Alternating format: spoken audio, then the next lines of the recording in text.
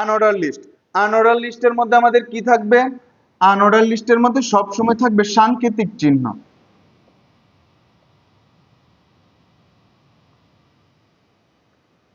সাংকেতিক চিহ্ন, সাংকেতিক চিহ্নগুলা কি কি হইতে পারে? এটা যে এরকম, এরকম, অথবা এরকম, অথবা কোনো কিছুই দেওয়া নাই, অথবা কোনো কিছুই দেওয়া নাই। এক্ষেত্রে আমরা যদি এরকম সিম্বল থাকে, অর্থাৎ এরকম সাংকেতিক চিহ্ন থাকে, তাহলে আমরা বুঝবো এগুলো হচ্ছে টাইপ হচ্ছে স্কয়ার। যদি এরকম থাকে তাহলে বুঝে নিব এগুলো হচ্ছে সার্কেল। লিখে নাও খাতায়। এরকম থাকলে ডিআইএসসি, ডিক্স। আর যদি কোনো কিছুই না থাকে তাহলে বুঝে নিব এগুলা নান টাইপ এইচটিএমএল। এই চারটা খাতার মধ্যে তুলে নেন শুধু। এই চারটা দিয়ে সবসময় পরীক্ষার মধ্যে আসছে, তাহলে আমরা এই চারটা সম্পর্কে ভালোভাবে ধারণা থাকলেই চলবে। সাংকেতিক চিহ্ন এই চারটা দিয়ে মোটামুটি প্রশ্ন আসে। দেখো, এই যে আনঅর্ডার লিস্ট, এই আনঅর্ডার লিস্টের জন্য আমাকে তিনটা টাইপ সম্পর্কে ভালোভাবে ধারণা থাকতে হবে। দুইটা দিয়েও ভালোভাবে বোঝা যাবে। দেখা যাক টাইপ নাম্বার 5, প্রথম টাইপটা আনঅর্ডার লিস্টের প্রথম টাইপ। টাইপটার মধ্যে আমি দেখতেছি প্রত্যেকটা সিরিয়াল মেনটেন করছে এবং প্রত্যেকটা একই সাংকেতিক চিহ্ন দিয়ে চিহ্নিত করা হয়েছে।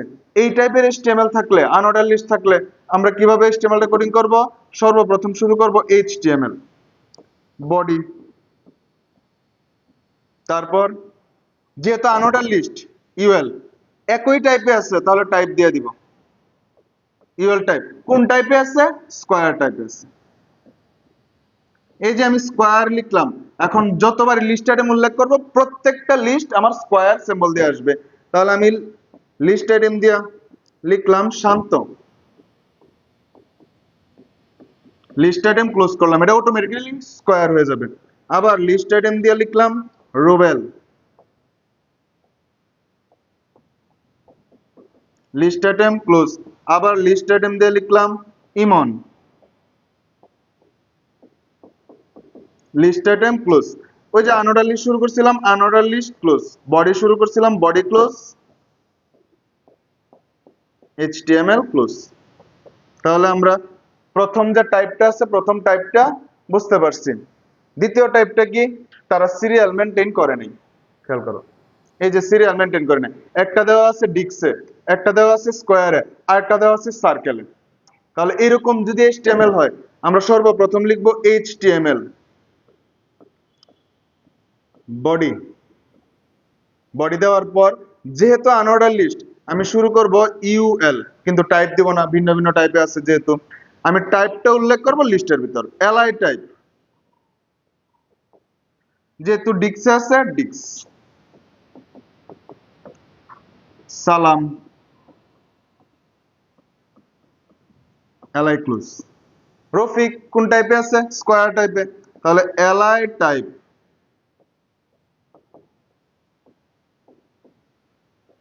Square Rafiq, LI close. আবার এলআই টাইপ, সে কোন টাইপে? সার্কেল টাইপে,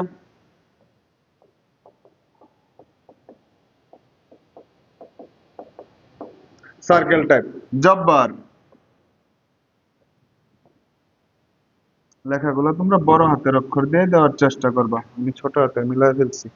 unorder list close, body close, HTML close. আচ্ছা, তাহলে এই রকম থাকলে আমরা এভাবে এইচটিএমএলটা কোডিং করব। যদি শুধু লেখা থাকতো সালাম, রফিক এবং জব্বার, এবং বলা হয়তো যদি এর একটা লিস্টের ভিতরে আছে, তাহলে আমরা কিভাবে শুরু করতাম? আমরা শুরু করতাম এইচটিএমএল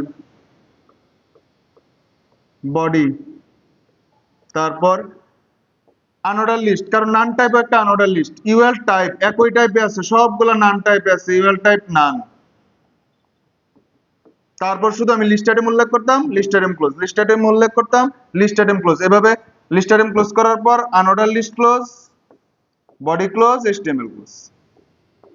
মোটামুটি আমরা বুঝতে পারছি মনে হয় আনঅর্ডার লিস্টগুলো এভাবে করতে হবে। তাহলে দুই টাইপের আনঅর্ডার লিস্ট শিখলে আমাদের পরবর্তী আনঅর্ডার লিস্টগুলো অটোমেটিক্যালি বুঝে যাব। দেখো, এই যে একটা আনঅর্ডার লিস্টের টাইপ যে দিচ্ছে, এখানে বাংলাদেশ এবং ইন্ডিয়া এই দুইটা দিচ্ছে আমার মেইন লিস্ট আইটেম, আনঅর্ডার লিস্টের মেইন লিস্ট আইটেম। বাংলাদেশ এবং ইন্ডিয়া। আর সাব হিসাবে আছে কি, বাংলাদেশের আন্ডারে আছে তামিম, সাকিব, এবং ইন্ডিয়ার আন্ডারে আছে কি কোহলি, রোহিত। তাহলে এই টাইপের যদি HTML থাকে, তাহলে মেইন লিস্ট আইটেম হচ্ছে, মেইন লিস্ট আইটেমটা আমার স্কয়ার আকারে দেওয়া আছে, তাহলে একই টাইপে আছে। এই ক্ষেত্রে আমরা HTML কোডিংটা কিভাবে করব? সর্বপ্রথম শুরু করব HTML বডি, সম্পূর্ণ অর্ডার লিস্টে কিসে আছে?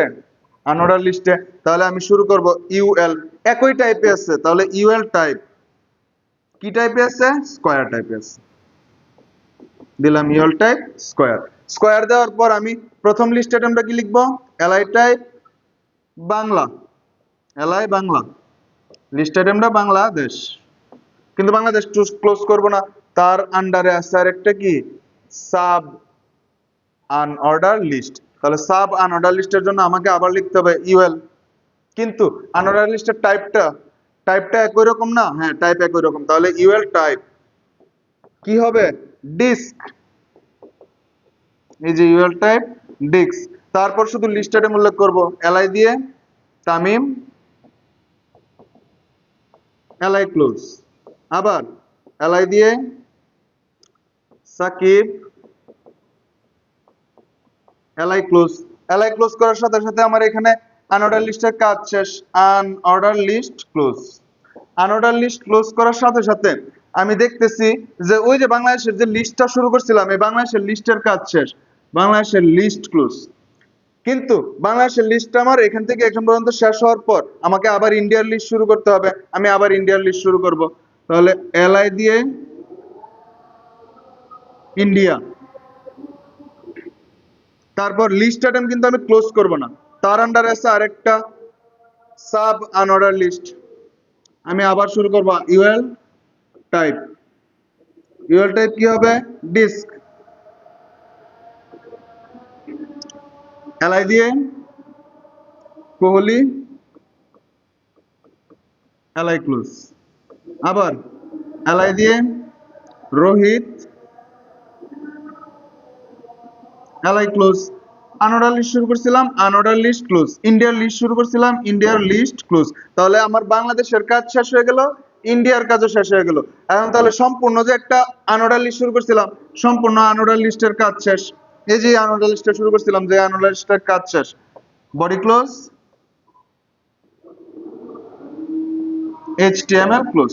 তাহলে আমরা বুঝে গেছি যে কিভাবে আনঅর্ডার লিস্টগুলা HTML কোডিং করতে হবে। লিস্ট টাইপ HTML এর এই উদাহরণটার দিকে তাকাই, তাহলে এখানে আমি দেখতেছি যে কার, প্লেন এবং বাইক, তারা কিন্তু সিরিয়াল মেনটেন করছে, EFG সিরিয়াল মেনটেন করছে, কিন্তু সিরিয়ালটা শুরু হয়েছে ই থেকে, এবং এফ এর আন্ডারে আছে আরেকটা কি অর্ডার লিস্ট, জি এর আন্ডারে আছে আরেকটা আনঅর্ডার লিস্ট। এই টাইপের HTML গুলোর জন্য আমাদের কোডিংটা কিরকম হবে? সর্বপ্রথমে আমি শুরু করব HTML বডি, তারপর সম্পূর্ণ যে লিস্টটা আছে, সম্পূর্ণ লিস্টটা কিন্তু আমার একটা অর্ডার লিস্ট, EFG দিয়ে শুরু হয়েছে, তাহলে OL, তারা সিরিয়াল মেনটেন করছে, তাহলে টাইপ হবে OL টাইপ, ওই সিরিয়ালের প্রথম অক্ষর অর্থাৎ A, কিন্তু স্টার্ট হয়েছে কত থেকে? স্টার্ট হয়েছে 5 নাম্বার অক্ষর থেকে, তাহলে OL টাইপ A স্টার্ট 5। তারপর আমি লিস্ট আইটেম উল্লেখ করব, LI দিয়ে কার,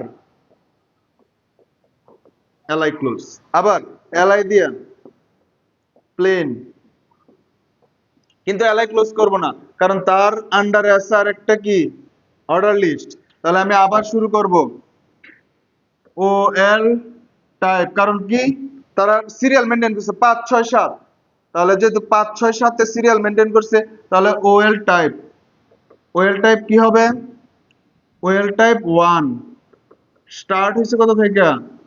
স্টার্ট হয়েছে 5 নাম্বার অক্ষর থেকে, তাহলে OL type 1 start 5।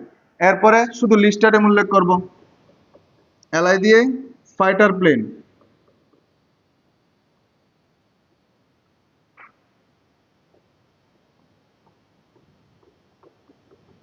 LI close, আবার LI দিয়ে আন্ডারলাইন দেওয়া আছে, যেহেতু এখানে আন্ডারলাইন দেওয়া আছে আমার এখানে আন্ডারলাইন দিতে হবে, underline commercial plane, commercial plane list item close, আবার লিস্ট আইটেম প্রাইভেট প্লেন, ওইখানে আন্ডারলাইন দিয়েছিলাম তো আন্ডারলাইন ক্লোজ করি নাই, এই আন্ডারলাইনটা ক্লোজ করে দিতে হবে। আবার এলআই দিয়ে private plane,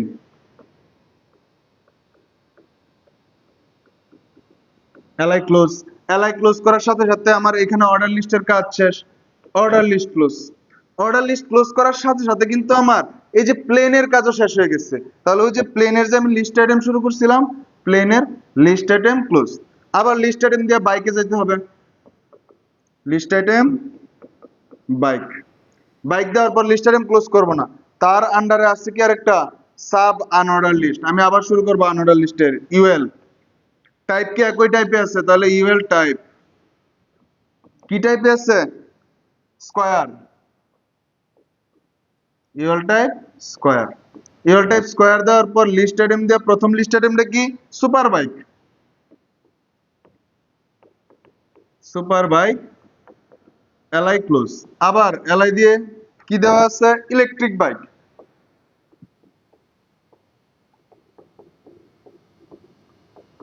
LI close, unorder list শুরু করছিলাম আনঅর্ডার লিস্ট ক্লোজ, ওই যে বাইকের যে লিস্ট শুরু করছিলাম বাইকের লিস্টও কিন্তু ক্লোজ হয়ে গেছে। তাহলে আমার কারের লিস্ট আইটেম ক্লোজ হলো, প্লেনের শেষ হলো, বাইকের শেষ হলো, তাহলে সম্পূর্ণ অর্ডার লিস্টের কাজ আমার শেষ, তাহলে সম্পূর্ণ order list close, body close HTML close,